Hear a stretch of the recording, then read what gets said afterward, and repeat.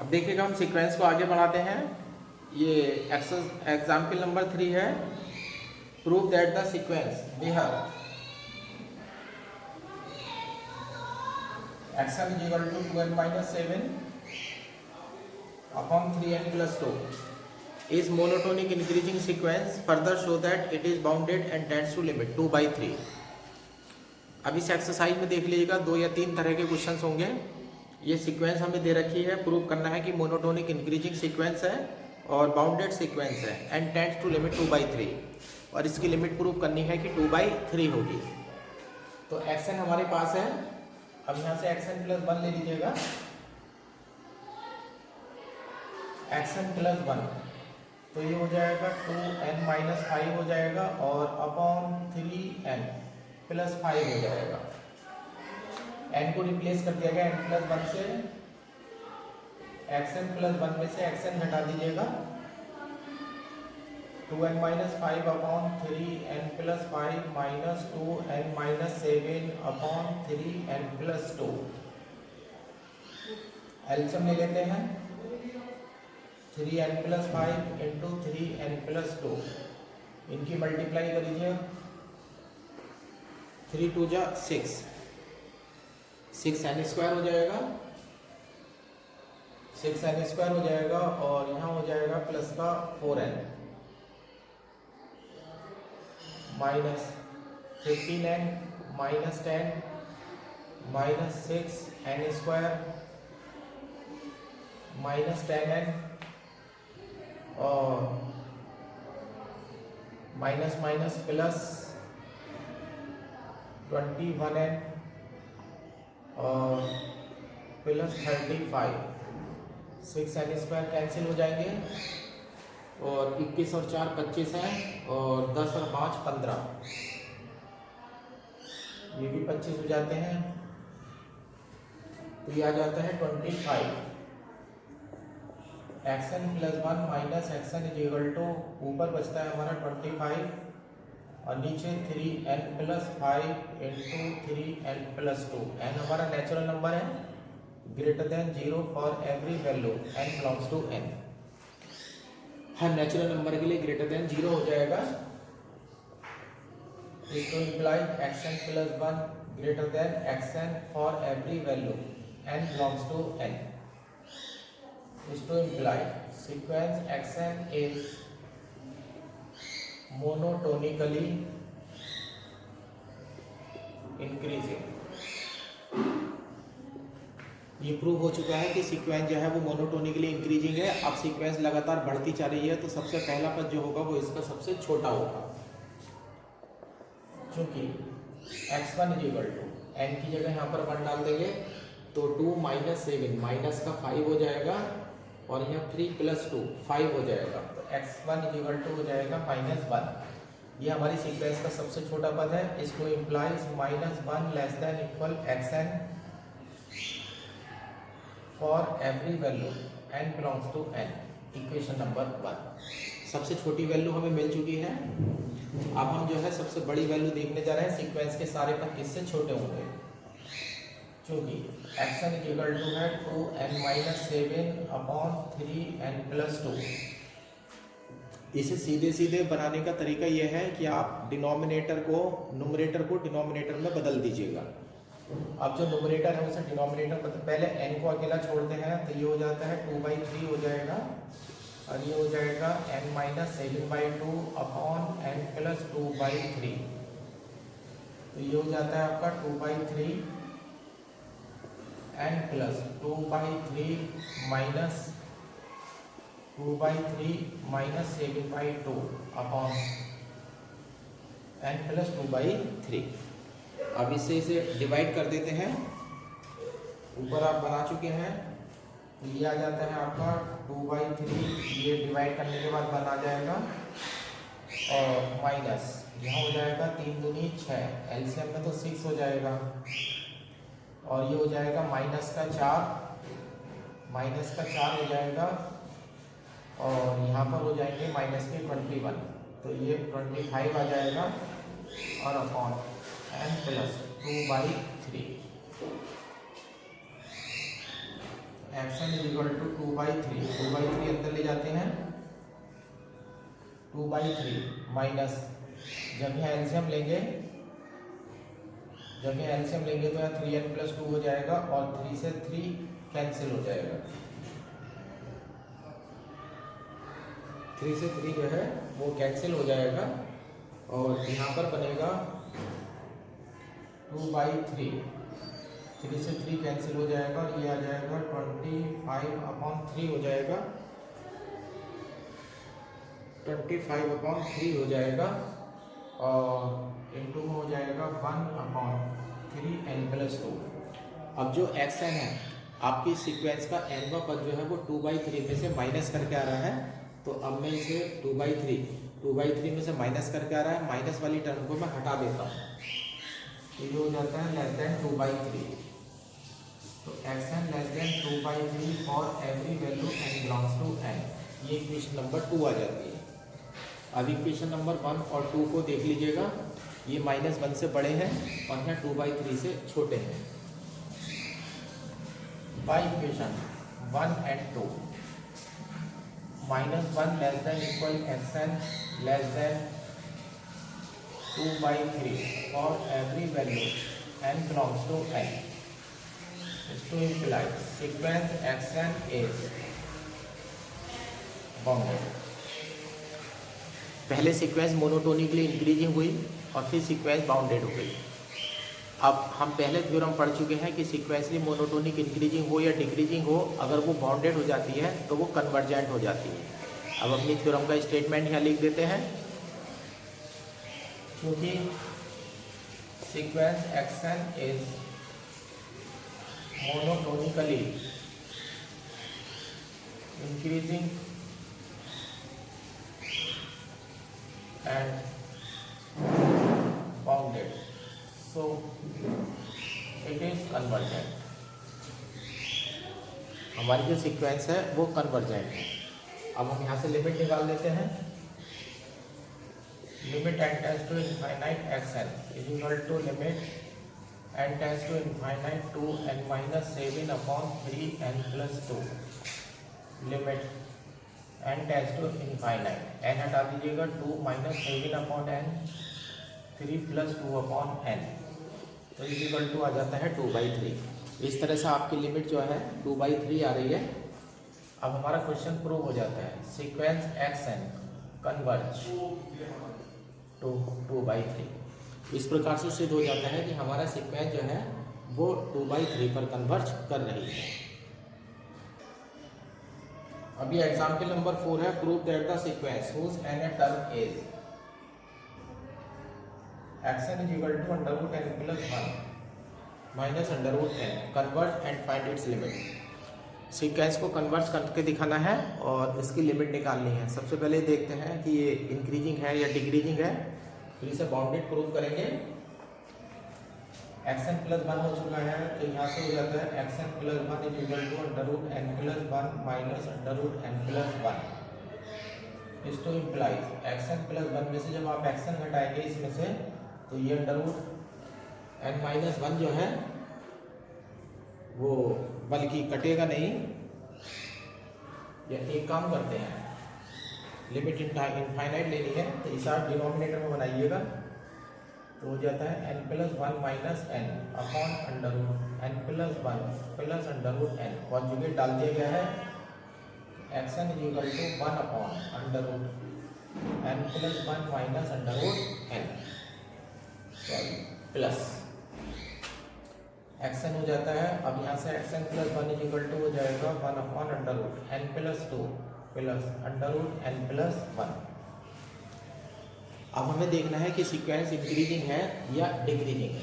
अब ऐसे लिखते हैं, क्योंकि यहाँ √n+1 तो दोनों में समान है, अब बचता है √n+2 और √n, क्योंकि √n+2 greater than √n for every value n belongs to n, is to imply √n+2 √n+1 greater than √n+1 for every value n belongs to n, 1/(n+2) plus under root n plus one less than one upon under root n plus one upon under root n plus one for every value n belongs to n is to implies one upon one upon ये तो मेरा आ चुका है x n plus one less than अब ये आ गया है x n for every value n belongs to n is to imply sequence x N is monotonically decreasing.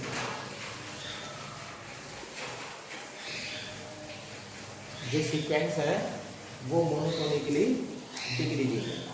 आपने देखा कि सीक्वेंस के पद जो हैं वो बढ़ते चले जा रहे हैं, सॉरी सीक्वेंस के पद जो हैं वो घटते चले जा रहे हैं।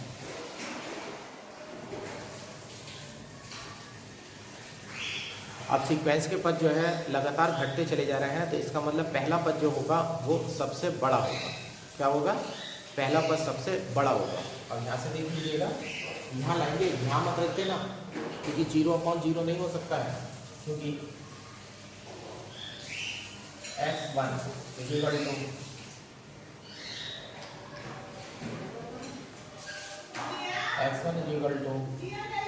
यहाँ पर हो जाता है √2 - 1।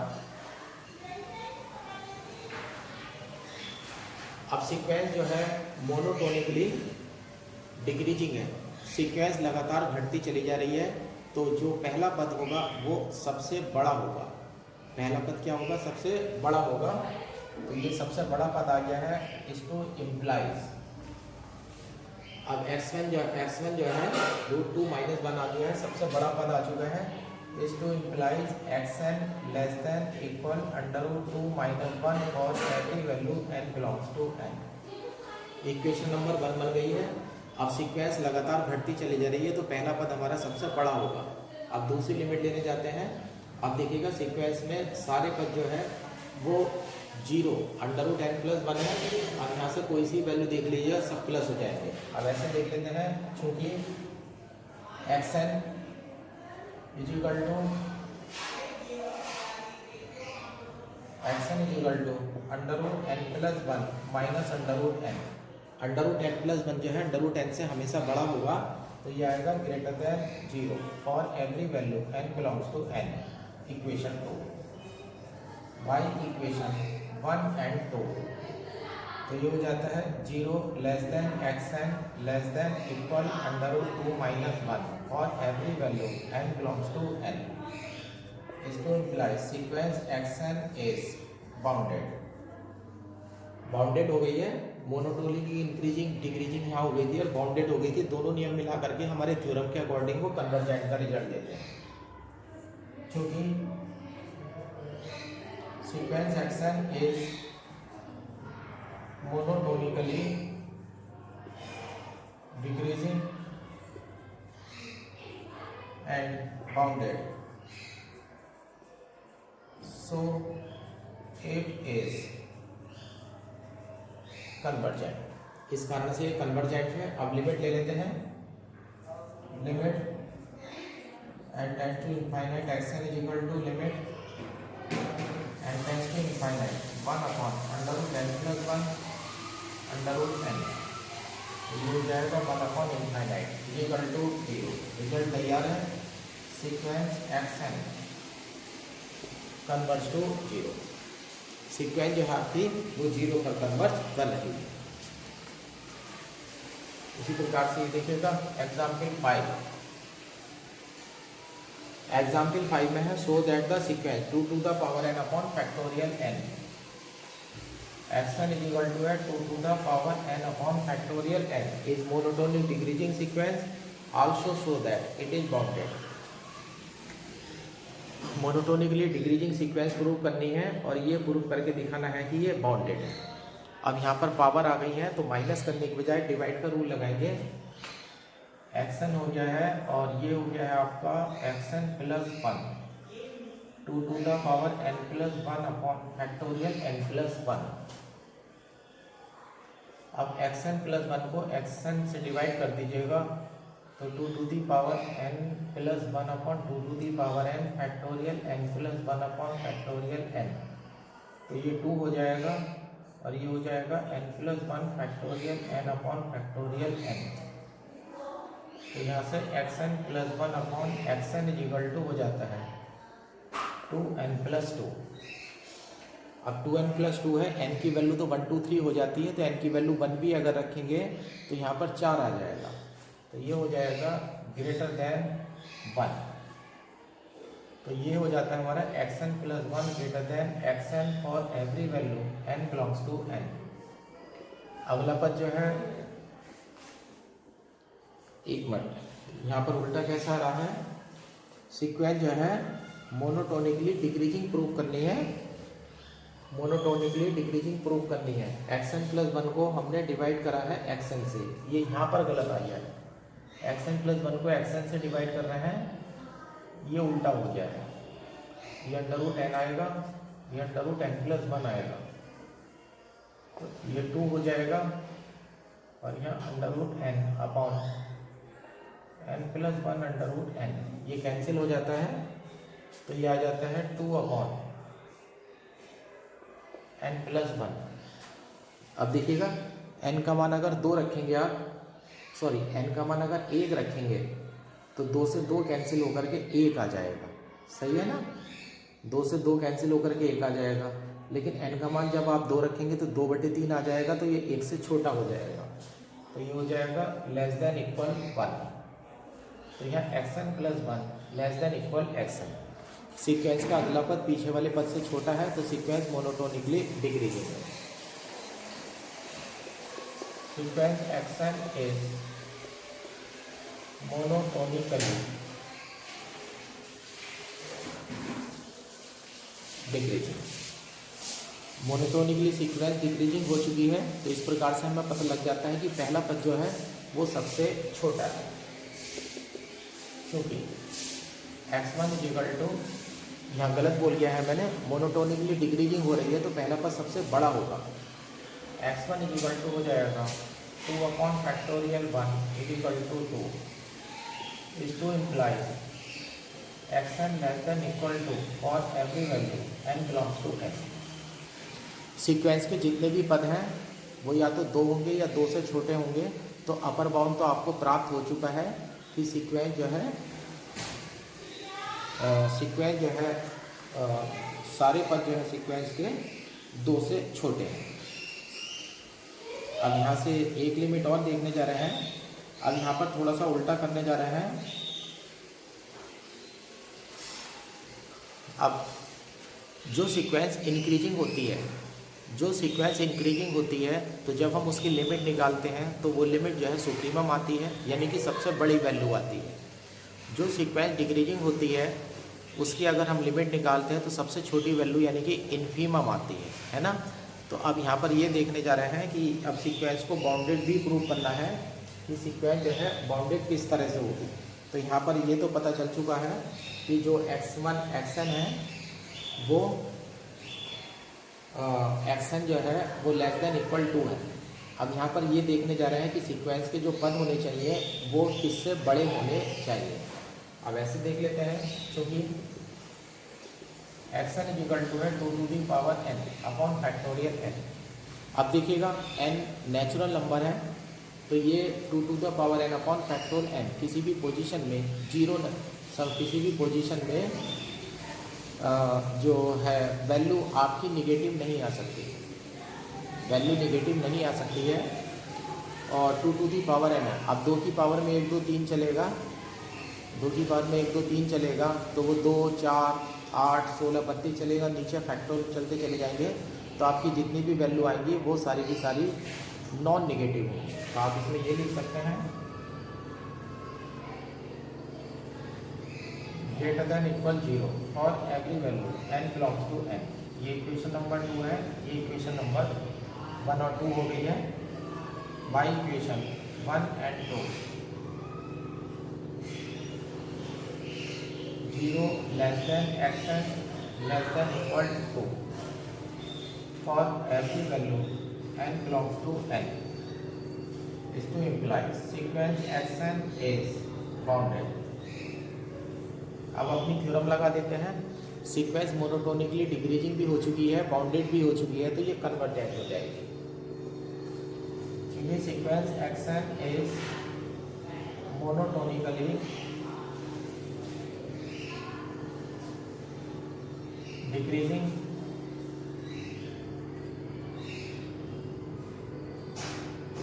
And bounded, so it is convergent.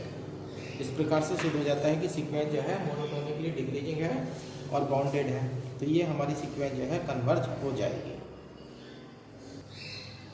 ये एग्जाम्पल नंबर 6 है। Show that the sequence x n where x n is equal to 1/n+1 1/n+2 plus dot dot 1/n+n, ये सीक्वेंस की nth टर्म है। प्रूव करना है is monotonically increasing and it is convergent. Monotonically increasing है और prove करके दिखाना है कि ये कन्वर्जेंट। अब xn+1 आ चुका है। अब यहाँ से लीजिएगा xn+1, n को रिप्लेस कर दीजिएगा n+1 से, तो n+2 हो जाएगा, n+3 हो जाएगा, प्लस डॉट डॉट, और यहाँ हो जाएगा 1/n और n 2n है, तो यहाँ हो जाएगा 2n+2। ये सीक्वेंस 2n+2 हो जाएगी आपकी। अब देख लीजिएगा यहाँ पर, अब 1/2n है, 1/2n+2 है। जब आप xn+1, अब यहाँ से आप xn+1 में से xn माइनस करिएगा तो यहाँ से तो मैच करने शुरू हो जाते हैं। तो यहाँ पर आएगा 1/n+1, सॉरी पहले ये वाली टर्म आएगी। अब यहाँ देखिएगा 1/2n है, क्या है 1/2n। अब सीक्वेंस में देखिएगा डिनोमिनेटर में एक एक बढ़ता चला जा रहा है, तो ये 1/2n है। 1/2n से अगला पद होगा 1/2n+1, उससे अगला पद होगा 1/2n+2, और यहाँ पर आप देख रहे हैं कि 1/2n+2 है, तो ये आपका एक तो बचेगा 1/2n+2 बचेगा, प्लस एक बचेगा 1/2n+1, ये बचेगा, और बाकी सब 2n करके यहाँ कट जाएंगे, और यहाँ से कटने शुरू होंगे तो एक ये बचेगा माइनस के 1/n+1, ये टर्म आपकी बच जाएगी।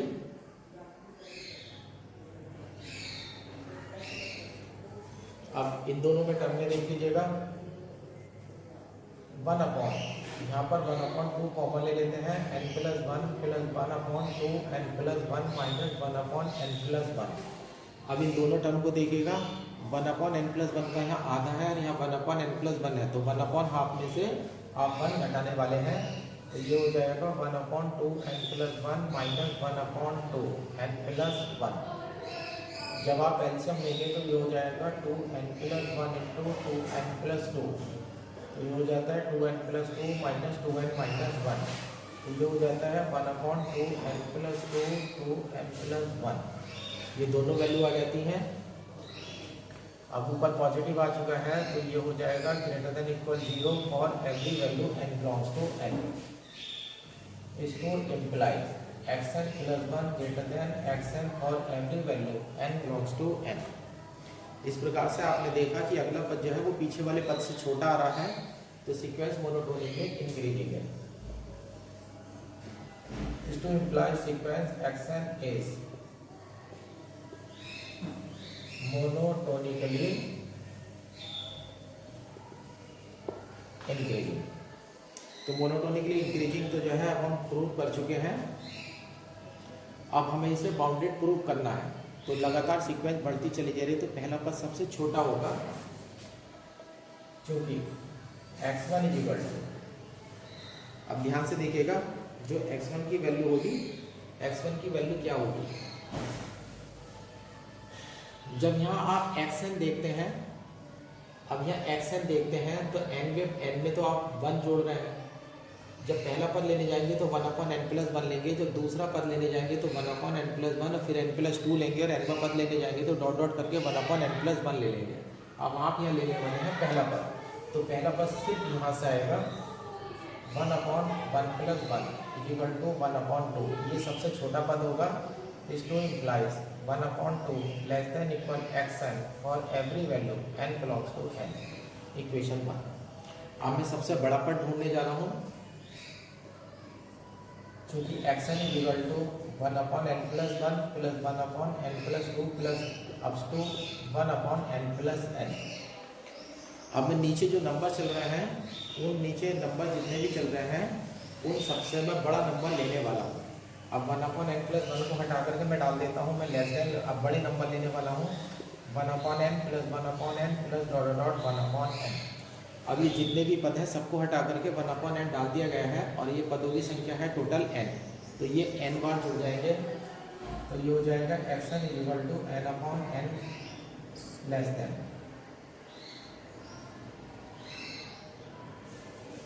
n/n comma xn less than 1 for every value n belongs to n। Equation number 2। अब इन दोनों इक्वेशन को मिला दीजिएगा by equation 1 and 2। 1/2 less than equal xn less than 1 for every value n belongs to n। इसको imply sequence xn is bounded and monotonic increasing, so it is convergent। आपकी sequence monotonically increasing हो चुकी है, bounded हो चुकी है, तो इस कारण से ये सीक्वेंस जो है वो कन्वर्जेंट है। अब ये देख लीजिएगा एग्जाम्पल 7। एग्जाम्पल 7 में show that the sequence xn defined by, ये दे रखा है हमें x1 इज इक्वल टू √2 है और xn plus 1 is equal to √2xn है। ये दो एग्जाम्पल बहुत अच्छे हैं, एग्जाम्पल नंबर 7 और एग्जाम्पल नंबर 8। इसमें थोड़ा सा हम मेथड भी चेंज करेंगे। Is monotonic increasing and converges to 2। प्रूव करना है कि सीक्वेंस जो है मोनोटोनिकली इंक्रीजिंग है और कन्वर्स टू 2, वो कन्वर्स करती है 2 पर। सीक्वेंस को मोनोटोनिक इंक्रीजिंग प्रूव करने जा रहे हैं। अब यहाँ ध्यान रखिएगा, यहाँ मेथड थोड़ा सा चेंज हो रहा है। यहाँ पर मैथमेटिकल इंडक्शन जो 11th क्लास का मेथड है वो मेथड अप्लाई करा जा रहा है। x1 की वैल्यू √2 है और आगे के पद यहाँ से दिए जाएंगे आपके। अब यहाँ n की जगह 1 डालिएगा, क्योंकि x2 इक्वल टू हो जाएगा √2x1। √2 x1 की वैल्यू डाल दीजिएगा √2। तो जो दूसरा पद है आपका वो आपका बैठा √2√2। अब यहाँ √2 है जबकि यहाँ √2√2 है, तो प्रूव हो जाता है कि x2 x1 से बड़ा है। इस to imply x2 less than x1। अब यहाँ से आइडिया ये मिलता है कि जो x2 वाला पद है सीक्वेंस की जो सेकंड टर्म है वो फर्स्ट टर्म से बड़ी है ना। तो इंक्रीजिंग का आइडिया मिल रहा है यहाँ से। अब ऐसे लेते हैं, इंडक्शन मेथड प्रूव करने जा रहे हैं तो n इक्वल टू 1 के लिए तो प्रूव हो जाता है। अब यहाँ से ले लेते हैं let xn plus 1 greater than xn। अब हम मान लेते हैं xn प्लस 1 बड़ा है xn से। अब ये वाली टर्म बनाने जा रहे हैं यहाँ पर। इस to implies 2xn plus 1 greater then 2xn। इस to implies √2xn plus 1 greater then √2xn। इस टू इम्प्लाइज, अब ये वाला फार्मूला लगा दीजिएगा, ये हो जाता है xn plus 2 greater than xn plus 1। सबसे पहले आपने प्रूफ करके दिखाया कि x2 x1 से बड़ा है, फिर आप मान करके चलते हैं कि यदि x1 प्लस 1 xn से बड़ा है तो ऑटोमेटिकली xn प्लस 2 बड़ा हो जाता है xn प्लस 1 से। यानी कि यहाँ से यहाँ देखिएगा एक नंबर का डिफरेंस है। अगर ये मेथड आप यहाँ लगाएंगे n इक्वल टू 1 के लिए तो x2 x1 से बड़ा हो जाता है, तो ये कहेगा x3 x2 से बड़ा हो जाता है। फिर x3 x2 से बड़ा लेकर के चलेंगे तो x4 x3 से बड़ा हो जाएगा। तो ये पूरी एक चैन चल पड़ेगी। मैथमेटिकल इंडक्शन के अनुसार प्रूव हो जाता है कि सीक्वेंस जो है वो लगातार बढ़ती चली जा रही है।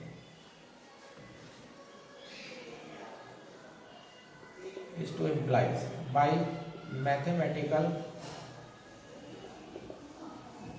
induction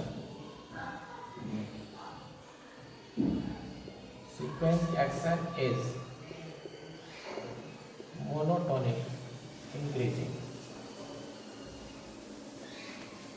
इस प्रकार से सिद्ध हो जाता है कि सीक्वेंस जो है मोनोटोनिकली इंक्रीजिंग हो रही है। जब सीक्वेंस मोनोटोनिकली इंक्रीजिंग हो रही है तब आपको इसको बाउंडेड भी करके दिखाना है। तो जो पहला पद होगा वो सबसे छोटा होगा, क्योंकि x1 = √2 is to implies √2 less than equal xn for every value n belongs to n। इसे इक्वेशन नंबर 1 मान लेते हैं। अब सीक्वेंस का सबसे छोटा पद आपके सामने आ चुका है। अब आप ये देखने जा रहे हैं कि सीक्वेंस के पद किससे छोटे होंगे। तो नीचे तो बाउंडेड हो चुकी है, अब देखने जा रहे हैं कि ऊपर से किससे बाउंडेड होगी। फिर दोबारा हम इंडक्शन मेथड की हेल्प लेंगे, क्योंकि x1 = √2 ये है लेस देन आपका 2 से।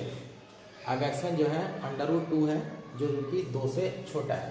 यहाँ से अंडर रूट हटा दीजिएगा तो सबसे बड़ी वैल्यू आपको मिल जाएगी x1। अब आप ऐसे ले लीजिएगा लेट xn <2। अब आप ये मान करके चलिएगा कि xn जो है वो 2 से छोटा है। अब मैं इंडक्शन मेथड यहाँ प्रूव करने जा रहा हूँ, तो मैं प्रूव कर चुका हूँ कि x1 जो है वो 2 से छोटा है। तो और मैं मान करके चल रहा हूँ कि xn 2 से छोटा है। अब मैं प्रूव करके दिखाऊंगा कि xn + 1 भी 2 से छोटा होगा। तो यहाँ से हो जाएगा is to implies 2xn <4 is to implies √2 xn <2 is to implies xn + 1 <2। अब देखिएगा, जब आपने पहला पद लिया सीक्वेंस का तो आपने माना कि ये 2 से छोटा है, 2 से छोटा प्रूव करके दिखाया। फिर आपने माना कि xn 2 से छोटा है, तो इससे प्रूव हो जाता है कि xn + 1 भी 2 से छोटा है। यानी कि सीक्वेंस का कोई भी पद अगर 2 से छोटा है तो उससे अगला पद भी जो है वो 2 से छोटा हो जाएगा। x1 2 से छोटा है तो x2 भी 2 से छोटा है, फिर x3 भी 2 से छोटा है, यानी कि सीक्वेंस के सारे पद जो है वो 2 से छोटे हैं। अब हम लिख सकते हैं is to implies xn <2 for every value n belongs to n। अब इक्वेशन नंबर 1 और 2 को मिला दीजिएगा।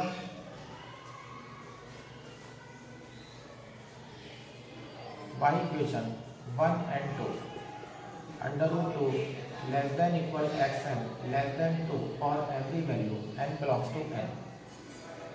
Sequence xn is bounded। इस प्रकार से सिद्ध हो जाता है कि सीक्वेंस जो है वो बाउंडेड है। अब सीक्वेंस मोनोटोनिकली इंक्रीजिंग भी हो चुकी है, बाउंडेड भी हो चुकी है, तो थ्योरम के अकॉर्डिंग जो है ये कन्वर्जेंट हो जाएगा। क्योंकि sequence xn is monotonic increasing and bounded, so it is convergent।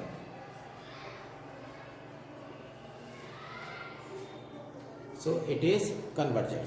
इस प्रकार से सिद्ध हो जाता है कि सीक्वेंस जो है वो कन्वर्जेंट है। अब कन्वर्जेंट है तो उसकी कुछ ना कुछ लिमिट अवश्य होगी। अब यहाँ पर लिमिट देखिएगा किस तरह से निकालेंगे। अगर सीक्वेंस कन्वर्ज हो रही है तो इसकी कुछ ना कुछ लिमिट अवश्य होगी। तो लिमिट हम इसकी मानने जा रहे हैं, और लिमिट में हमेशा n टेंड्स टू इनफाइनाइट होता है।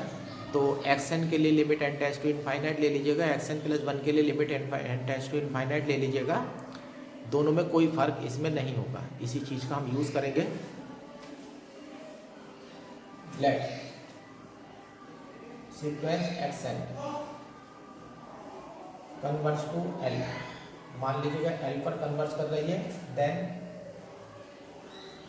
लिमिट xn = l होगा और लिमिट xn + 1 = भी l होगा। अब चूंकि xn + 1 = है √2 xn, तो यहाँ से इसको इम्प्लाइज यहाँ लिमिट लगा देते हैं। लिमिट xn + 1 = लिमिट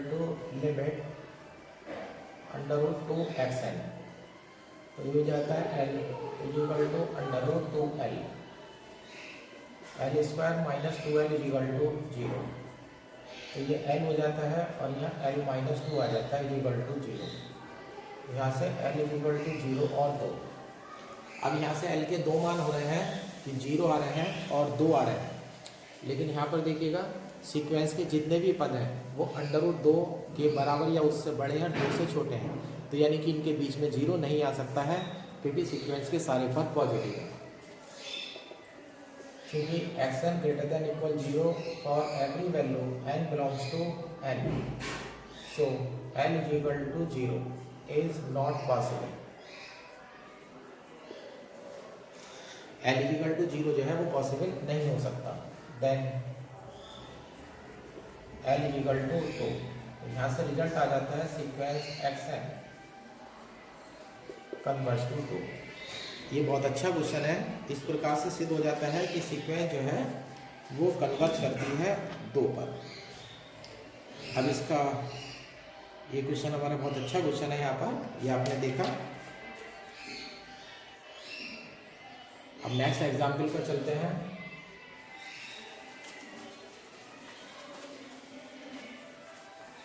अगला क्वेश्चन भी बहुत अच्छा है।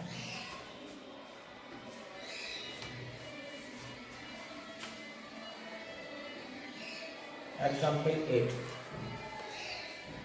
Prove that the sequence x n defined by, ये है x one is equal to under root 7 है, x n plus 1 is equal to under root 7 plus x n है। ये बहुत अच्छा क्वेश्चन है। फिर ये कहते हैं कन्वर्स टू द 2019 में आया था ये सीक्वेंस जो है converges to the positive root of the equation x square minus x minus 7 is equal to 0। Limit नहीं निकाल रखी है, लिमिट निकालने के लिए धराचार्य लेना पड़ेगा या उसे भी ले लेंगे, कोई बात नहीं है। और सिद्ध करना है कि इक्वेशन दे रखी है कि जो इसकी लिमिट होगी यानी कि सीक्वेंस जिस पॉइंट पर कन्वर्ज कर रही होगी वो इस इक्वेशन का पॉजिटिव रूट होगा। ऐसे ले लेते हैं। अब ये क्वेश्चन जो है बिल्कुल पीछे वाले तरह की क्वेश्चन की तरह से होगा। X one is equal to under root 7 है। अब यहाँ से एक्स टू निकालिएगा, x two is equal to n की जगह अगर आप 1 रखते हैं तो ये हो जाता है अंडर रूट 7 प्लस एक्स 1, तो ये हो जाता है under root 7 plus under root 7। तो यहाँ से आ जाता है इसको imply x two greater than x 1। अब यहाँ से आपको पता लग चुका है कि x2 जो है वो x1 से बड़ा है, सही है ना। तो अभी जो ये तो पता दो पदों के बीच में अब संबंध आ चुका है। अब यहाँ पर हम इंडक्शन मेथड लगाने वाले हैं। Let xn plus 1 greater than xn, इसको इम्प्लाई 7 जोड़ दीजिएगा, 7 xn plus 1 greater than 7 plus xn, इसको imply under root 7 plus xn plus 1 greater than under root 7 plus xn, इसको इम्प्लाई ये फार्मूला बोल दीजिएगा xn plus 2 greater than xn plus 1। x2 x1 से बड़ा प्रूव कर चुके हैं और xn प्लस 1 xn से बड़ा लेते हैं तो xn प्लस 2 xn प्लस 1 से बड़ा हो जाता है। तो यानी कि सीक्वेंस के पद लगातार बढ़ते जा रहे हैं। इसको imply sequence xn is monotonic increasing. अब यहाँ से सिद्ध हो गया है कि हमारी जो सीक्वेंस है वो मोनोटोनिकली इंक्रीजिंग है। अब इसे मैं बॉन्डेड प्रूव करने जा रहा हूँ। तो सबसे पहला पद जो होगा सबसे छोटा होगा, क्योंकि x1 is equal to under root 7, इसको implies under root 7 less than equal xn for every value n belongs to n, equation number 1।